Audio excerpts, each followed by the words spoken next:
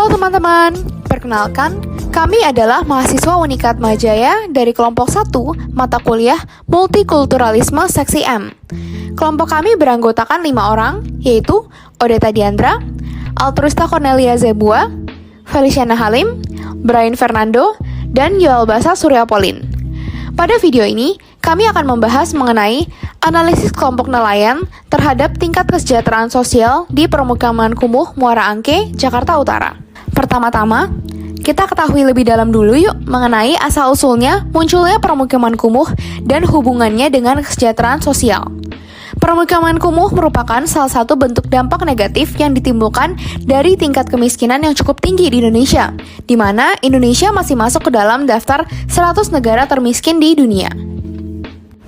Kemiskinan yang terjadi di Indonesia disebabkan oleh beberapa faktor.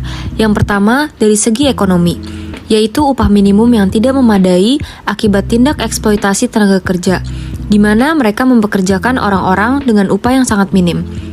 Yang kedua, dari segi pemerintah, di mana laju pertumbuhan penduduk sangat cepat, namun pemerintah tidak menyediakan lapangan pekerjaan yang cukup banyak. Pertumbuhan penduduk ini juga berkaitan dengan urbanisasi, di mana banyak masyarakat Indonesia yang berasal dari pedesaan ingin mengadu nasib ke wilayah perkotaan dengan harapan akan mendapatkan pekerjaan. Namun, wilayah perkotaan justru malah menjadi padat penduduk dengan lapangan kerja yang sedikit, sehingga menimbulkan banyak pengangguran. Kemiskinan pun memberikan dampak munculnya permukiman kumuh karena mereka tidak sanggup membeli rumah yang layak tinggal. Permukiman kumuh memiliki karakteristik tersendiri. Salah satunya adalah tingkat kesejahteraan sosial masyarakatnya rendah. Artinya, masyarakat yang tinggal di permukiman kumuh tidak hidup dengan sejahtera, baik dari segi kesehatan, kondisi ekonomi, kebahagiaan, dan kualitas hidup. Kesejahteraan sosial sendiri terdiri dari dua aspek, yaitu kesejahteraan subjektif dan objektif. Kesejahteraan subjektif adalah hasil evaluasi individu terhadap pengalaman mereka, serta perasaan positif dan negatif, seperti kebahagiaan, kenyamanan, frustasi, dan amarah. Secara sederhana, kesejahteraan subjektif berasal dari perasaan masyarakat, sedangkan kesejahteraan objektif adalah persoalan sosial yang dapat diukur, seperti kebutuhan manusia, kebutuhan ekonomi, dan kebutuhan lingkungan hidup. DKI Jakarta adalah salah satu perkotaan yang dengan angka permukiman kumuh yang tinggi. Hal tersebut tentunya menjadi perhatian pemerintah hingga telah melakukan beberapa upaya untuk mengatasi masalah tersebut. Dari jumlah 450 area permukiman kumuh yang ada di Jakarta, pemerintah Provinsi DKI Jakarta telah berhasil menata ulang sebanyak 200 RW. Namun masih tersisa 250 RW lagi.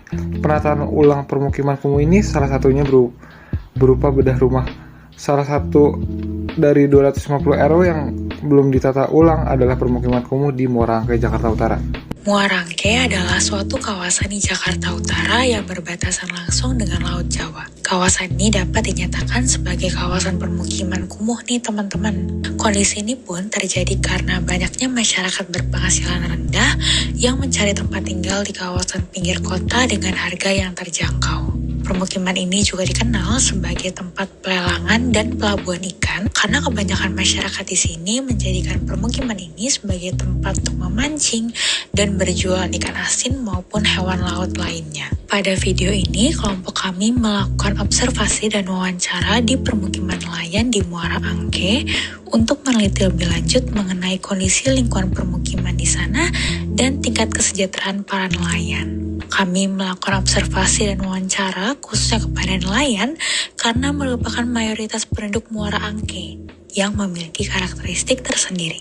Nelayan tergolong pekerjaan dengan pola kerja yang tidak terjadwal sehingga berpengaruh terhadap kemiskinan. Hal ini pun menarik bagi kelompok untuk diteliti.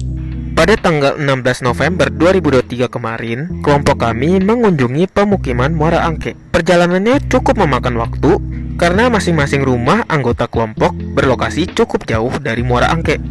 Setelah sudah sampai di Muara Angke, kami langsung mulai mencari penduduk yang bersedia mengisi kuesioner yang kami sebarkan dan memilih 5 orang yang bersedia untuk kelompok wawancarai, khususnya di RW 22, yakni RT 6 dan RT 7, karena mayoritas penduduknya adalah nelayan.